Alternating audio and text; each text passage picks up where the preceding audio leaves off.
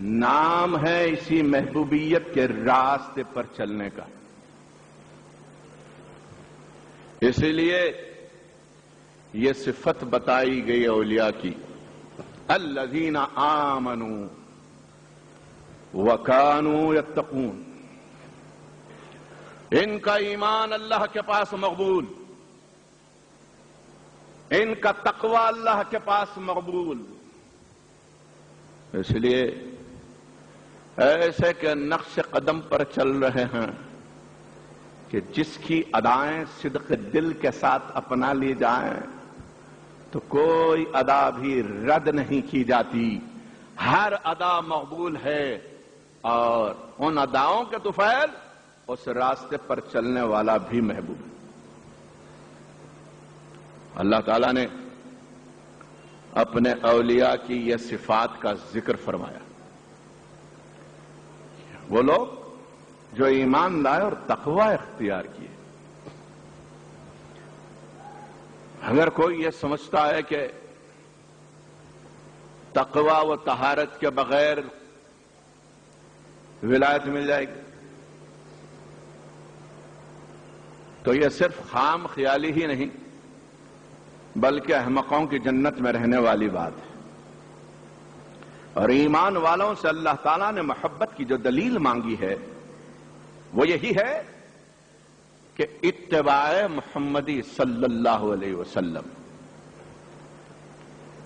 زیر و زبر کے فرق کے بغیر قبول کرنا، یہ ایمان ہے.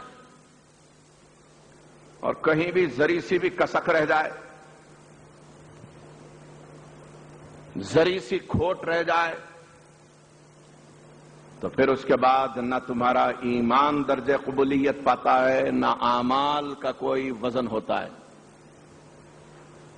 ہمیں یاد ہے سرکار مدینہ کے پاس دو لوگ حاضر ہوئے تھے. ان میں ایک یہودی تھا، دوسرا مسلمان تھا. دونوں میں نزاع تھی، ڈسپیوٹ تھا، کچھ جھگڑا تھا، کچھ اختلاف تھا. دونوں پہنچے. یہودی کیوں آیا حضور کے پاس؟ یہ کہتا کہ بھئی تمہارے نبی کا فیصلہ میں قبول نہیں کروں گا. میں اگر انہیں نبی مانتا تو پھر سارے ہی جھگڑے مٹ جاتے. لیکن یہ جانتا تھا کہ ایک ذات ایسی ہے کہ ان سے بڑھ کر کوئی عدل کرنے والا نہیں، جس کی امانت و صداقت و عدل و انصاف پر سارے زمانے کو فخر تھا. غیر اپنی زبان سے صادق و امین کہتے تھے. جب مسلمان نے کہا کہ چلو میرے نبی کی بارگاہ میں چلو، وہاں سے فیصلہ لیں گے، اس نے کوئی اعتراض نہیں کیا، کہا ہاں چلو، وہیں کا فیصلہ قبول. دونوں پہنچے، دونوں نے اپنی اپنی بپتا سنائی. سرکار نے ان مسلمان صاحب کو جو نام نہاد مسلمان تھے زیادتی پر پایا، لہذا عدل و انصاف کا تقاضا یہ تھا کہ رحمت للعالمین، رحمت تامہ وہ سب کے لیے رحمت ہے، وہ یہودی ہو کہ مسلمان ہو کہ عیسائی ہو کہ سکھ ہو کہ کوئی اور مذہب والا ہو. تقاضا رحمت فیصلہ یہودی کے حق میں کر دیتا ہے. سرکار نے فیصلہ یہودی کے حق میں فرمایا. جب باہر نکلے تو یہودی نے کہا کہ بھائی اب تو معاملہ طے ہے، آج تو یہ بات صاف ہو گئی کہ میں حق پر ہوں اور تم نہ حق ہو. اس مسلمان نے کہا کہ ایسا کرتے ہیں، حضرت عمر کے پاس چلے جاتے ہیں. عدل فاروقی بہت مشہور ہے. قرآن نے ایک صفت حضرت عمر کی بیان کی، محمد الرسول اللہ والذین معه اشداء علی الکفار رحماء بینہم تراہم رکعا سجدا. تو اشداء علی الکفار کا اشارہ حضرت عمر کی طرف ہے کہ غیر مسلموں پر بڑے سخت، سبھی کے لیے سختی ہوتی تھی شریعت کی، لیکن پوری شدت کے ساتھ ہمیشہ باطل کا مقابلہ کرنے والے اور باطل کے خلاف آواز اٹھانے والے۔ تو ان صاحب نے یہ سمجھ لیا کہ شاید اس مروت اور ملاحظے میں کہ بھئی یہ مسلمان ہے اور یہ یہودی ہے، یہ میرا بھائی ہے، اگرچہ کہ ناحق فیصلہ اس کے حق میں ہو جائے، ایسی مروت مجھے مل جائے گی۔ بارگاہ عمر فاروق سے کہا چلو فاروق کے پاس چلتے۔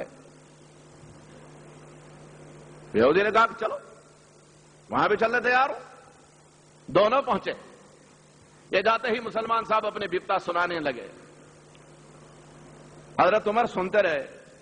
یہودی نے بیچ میں کہا کہ حضرت عمر سے قطع کلام معاف، ایک جملہ میں کہہ لوں، اس کے بعد آپ جتنی چاہے گفتگو ان کی سن لیں، مجھے کچھ کہنا نہیں۔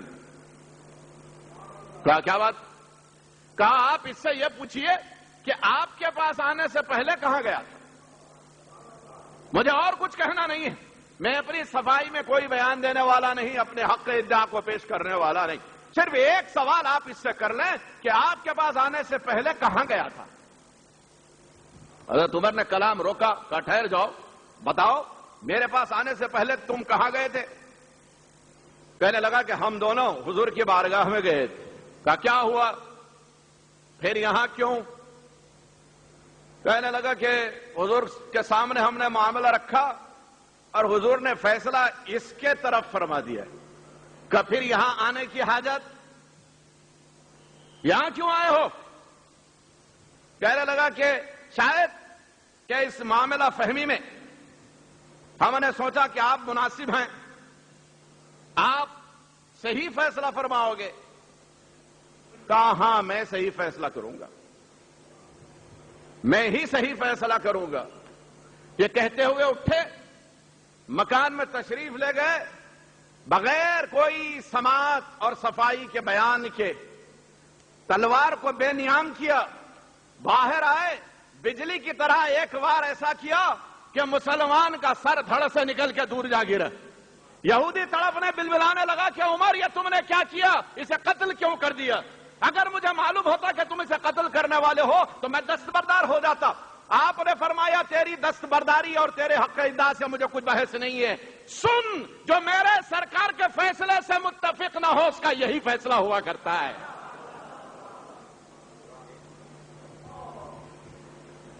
کون و مکان کا تاج کسی کے حق میں فیصلہ کر دے تو اس بات پھر کس کی مدار ہے کہ اس فیصلے کے خلاف منہ کھولے، قلم چاہے؟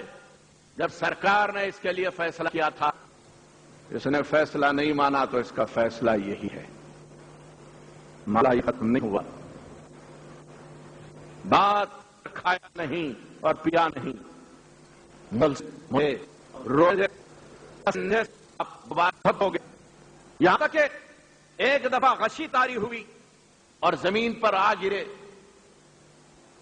راستہ چلنے والے اجنبی جو متعارف نہیں تھے کہ یہ کون ہستی ہے، جب قریب سے جاتے ہیں تو انہیں آواز سنائی دیتی ہے، الجوع الجوع، بھوک بھوک کی صدائیں آ رہی ہیں۔ جب قریب پہنچے تو دیکھا کہ ایک کمزور شخص زمین پر لیٹا ہوا ہے، سانس تو چل رہی ہے، آنکھیں مستغرق ہیں، لگتا ہے کہ کسی اور عالم میں کھوئے ہوئے ہے، لیکن اندر سے ایک آواز ہے، بھوک بھوک کی آ رہی ہے۔ جا کے بھپیرا جھنجھوڑا، پوچھا بھوکے ہو؟ ہمارے ساتھ کچھ کھانا پینا ہے، ہم تمہیں کھلا دیتے ہیں۔ آپ نے آنکھیں کھول دی، فرمایا سنو میرا جسم بھوکا ہے، میری روح بھوکی نہیں ہے۔ یہ جو آوازیں تم سن رہے ہو میرے جسم کی ہے، میری روح تو طمانیت کے ساتھ عالم لاہوت کی سیر کر رہی ہے۔ پوچھا کہ ایسا کیوں؟